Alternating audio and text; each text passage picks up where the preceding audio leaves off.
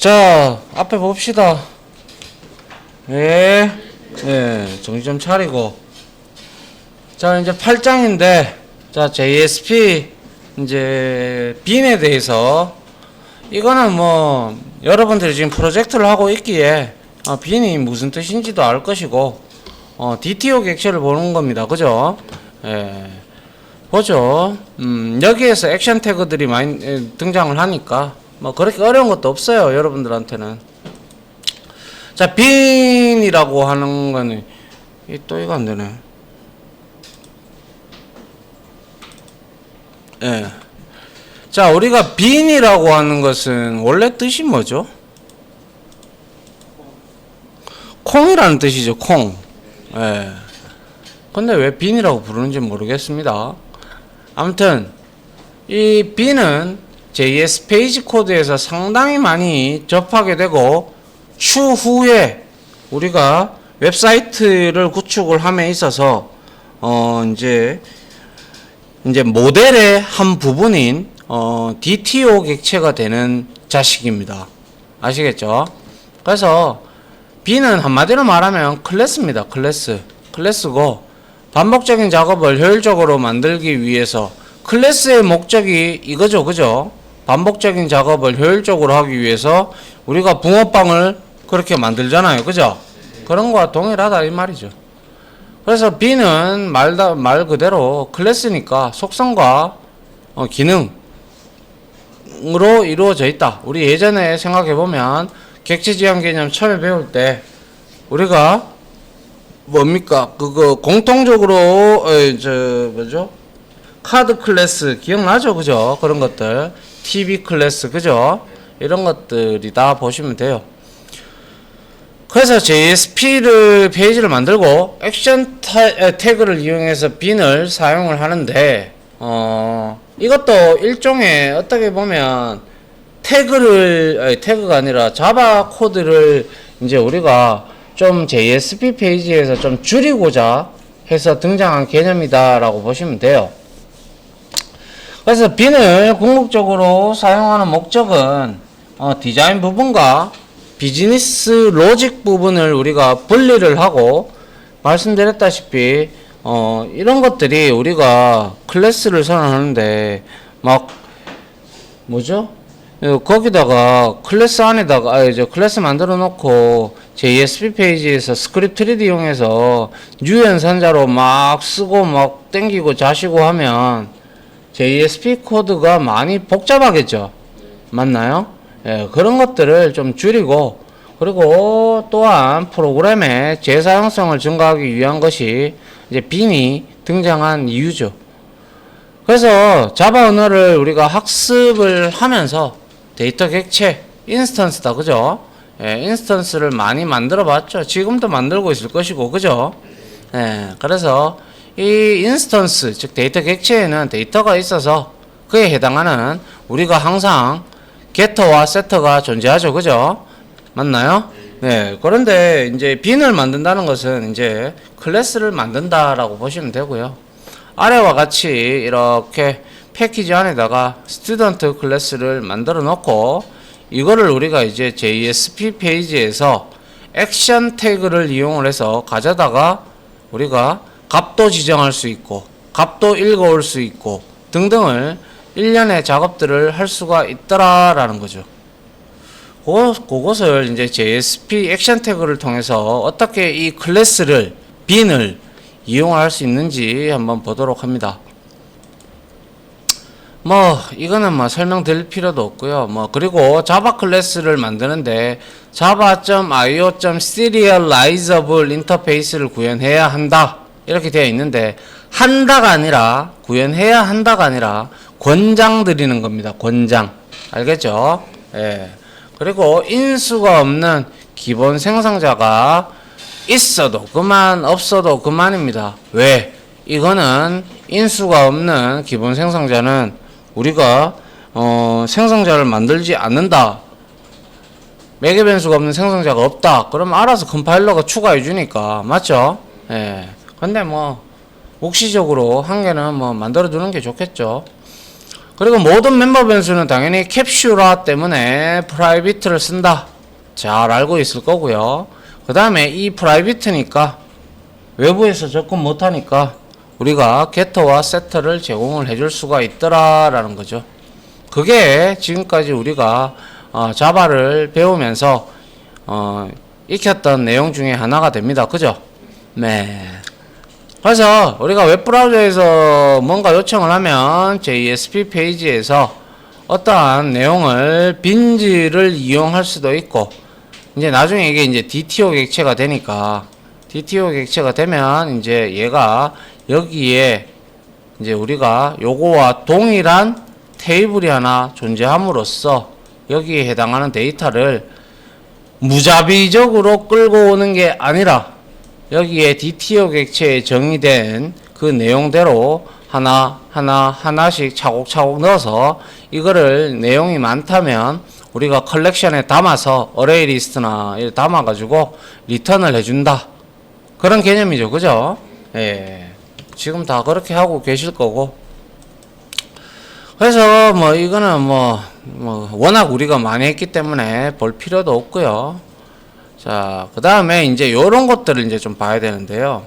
자, 액션 태그 중에서 이제 빈에 관련된 태그가 있다라는 사실은 이미 앞에서 우리가 forward 그리고 include, faram 이러한 액션 태그를 공부할 때 use bin이라는 게 있다. 뒤에 bin에서 같이 하도록 하자라고 했었어요. 그죠? 예, 그래서 bin에 관련된 태그가 있는데 이제 set property와 get property는 말 그대로 getter와 setter입니다. 자, 그래서 use bin 태그는 이렇게 씁니다. JSP 액션 태그 중에서 use bin 하면 내 bin을 사용할 거야 라고 알리는 거고요.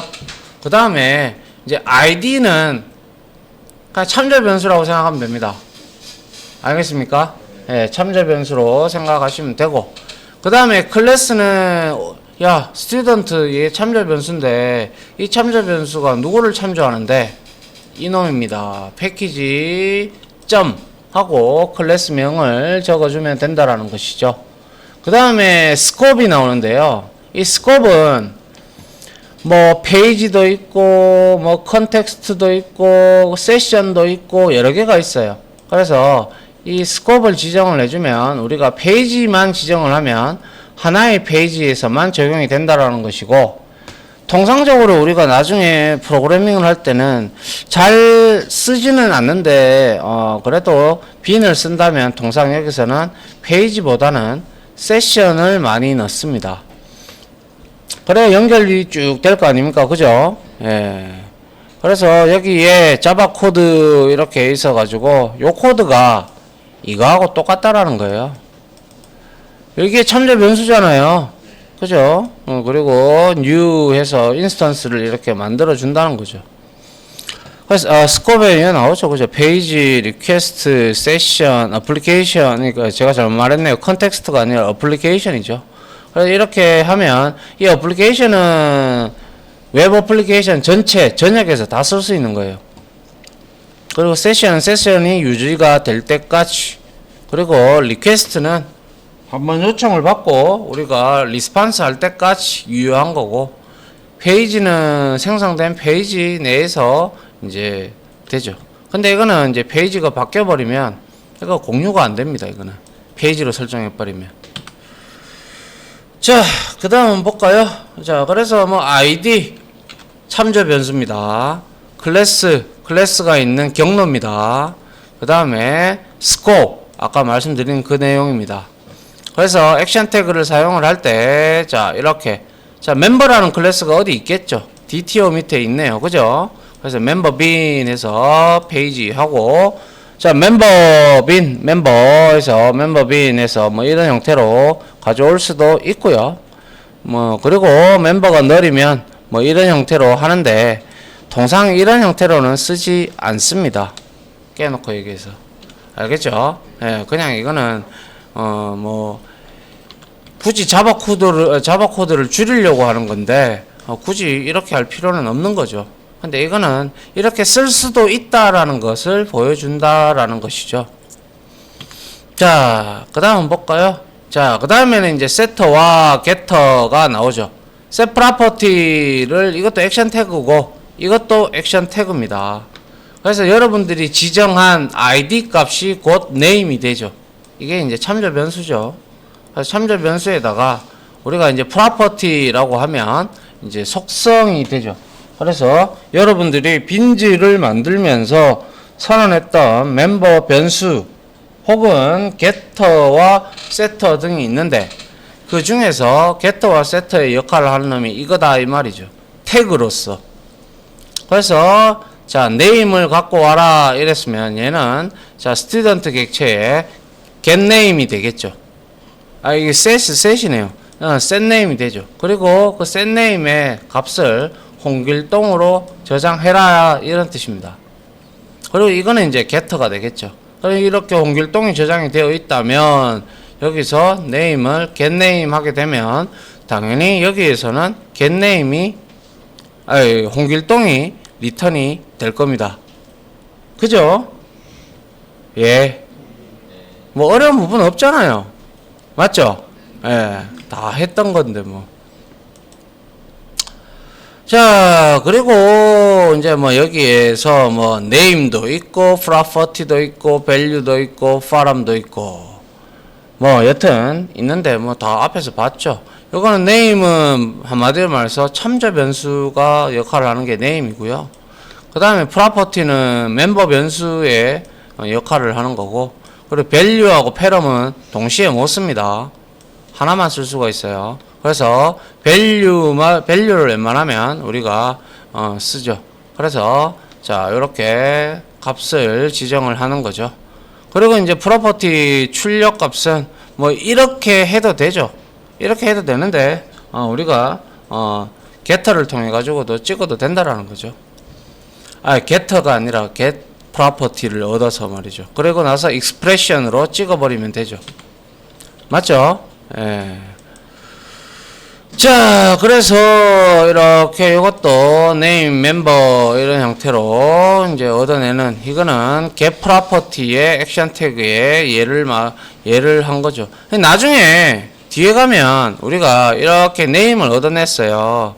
그런데 이 코드조차도 expression도 없애버리기 위해서 EL 태그라는 게 있어요. EL이라고 expression language라고 해서 JSTL하고 같이 쓰는 놈이 있는데 그거를 나타낼 때는 우리가 이렇게 달러하고 자 요렇게 해서 자 요렇게 해서 멤버 점 하고 여기에 name이 되죠. 그래서 name 이런 형태로 우리가 씁니다. 이렇게 쓰면 이제 EL 표현식이다라고 얘기를 하고요. 요렇게 쓰면 자바 코드가 아니죠. 맞나요? 예, 요렇게 쓰기도 한다라는 것이죠. 뒤에 가면 배울 거니까 그때 보시면 되고요. 그리고 이런 경우가 있어요. 우리가 예를 한번 들어볼게요. 자, 클래스 A 이렇게 만들었어. 빈을 만들었어. 그래서 멤버 변수 1개, 2개, 3개, 4개, 5, 6 이렇게 했단 말이야. 그죠? 맞나요? 자, 이렇게 돼버리면 우리가 set property를 이용해서 거기에 값을 우리가 지정을 해야 되는데 혹은 getter를 통해서 값을 다 읽어 와야 되는데 그러면 이 멤버 변수가 많으면 많을수록 뭐 액션 태그의 길이는 엄청 길어질 거예요. 안 그래요? 무슨 말인지 몰라요. 만약에 멤버라는 클래스에 id도 있고 name도 있고 뭐도 있고 있다고 칩시다.